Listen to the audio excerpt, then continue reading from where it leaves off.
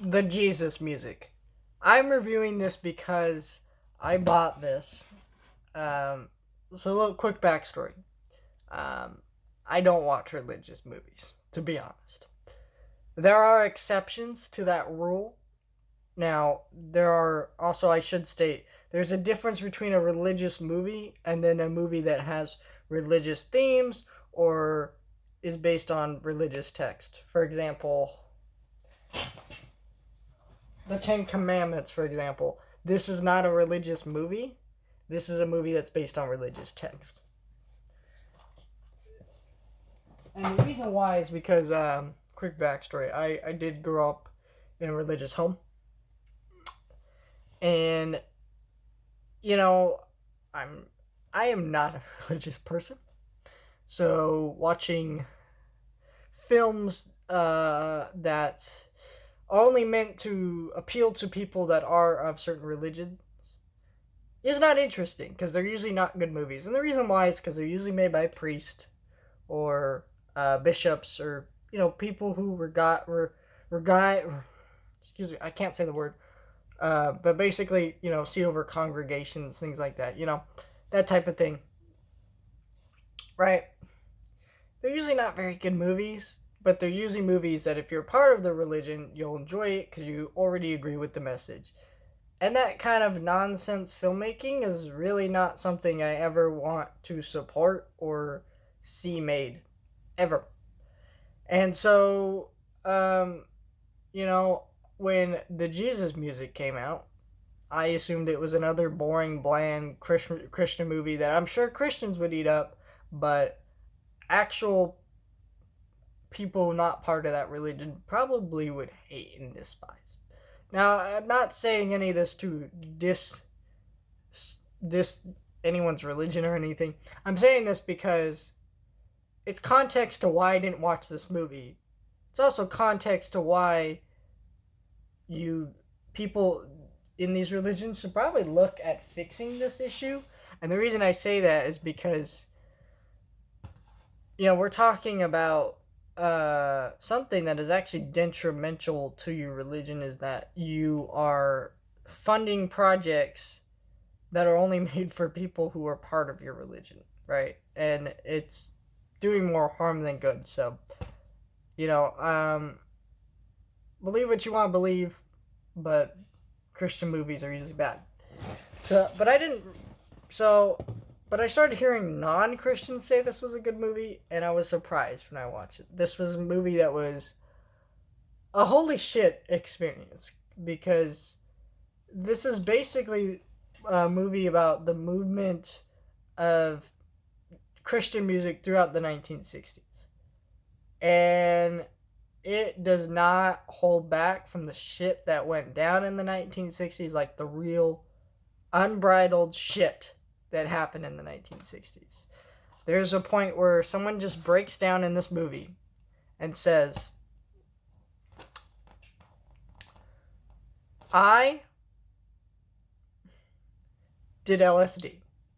In a Christian music documentary, they talk about LSD. They talk about Woodstock. They talk about the Beatles. They talk about Jimi Hendrix. They talk about a lot of shit that you would not expect in this movie at all.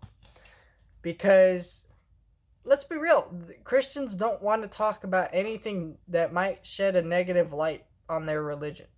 They just don't.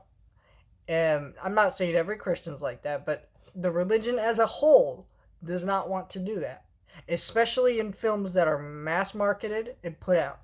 This played into the movie theater. Granted, somewhat limited, but still played in a movie theater. You know? And I was shocked because this movie was like, wow.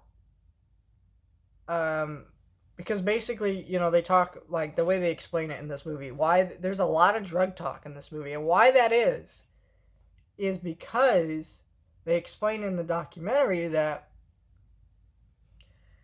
in the 60s, it was an awful time. There was civil unrest, there was violence in the streets, there was systematic racism. We were seeing the civil rights movement and other things go on. And so it started this hippie movement that was kind of started by musicians like the Beatles and Jimi Hendrix. It's kind of this peace and love, man, type thing.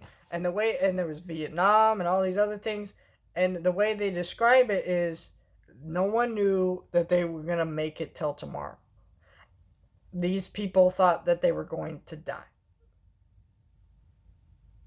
Or not necessarily that they were going to die, but but more so like there wasn't an optimistic future. And so people were just like, they were searching for answers. And so they were doing drugs. Like one guy explains in this part of the story that he did LSD because he was searching for God. He thought it was his way of finding God. Which is just, whoa, that's like a lot to unpack it. And it's really interesting because it says a lot about our culture now. We live in a time kind of like the 1960s. Not really the same, but I say similar because, we do have a time where we're not having an optimistic future, and we're seeing what it does to people.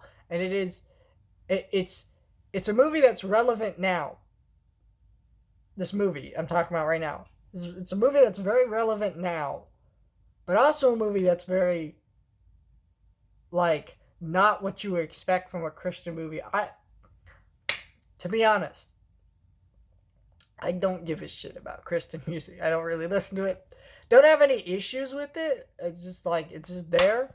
I'm very like into the music I'm into, and then I'll check out some other stuff here and there. But for the most part, I'm into what I'm into. I'm kind of that kind of person. But this movie made me want to go like check out what this is, because the way they describe it, the way they describe the feeling, and it's not like, oh, it made me feel very spiritual, like, oh, it made me feel the light of Christ, that kind of nonsense. I'm not saying like that you having those feelings is nonsense. I'm saying that like in a documentary, you don't really want to talk about things like that are incredibly personal and not within any reasonable amount of facts. I don't know if I'm explaining it the best way, but yeah, this documentary floored me.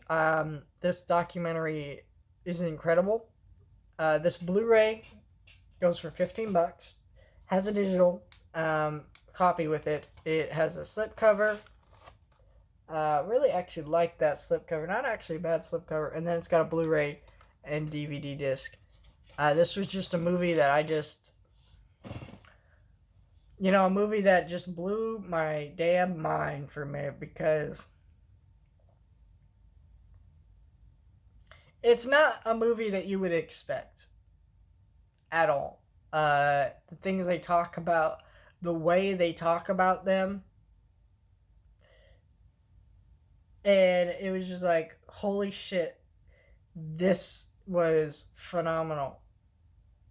And I'm gonna watch it again and again and again and again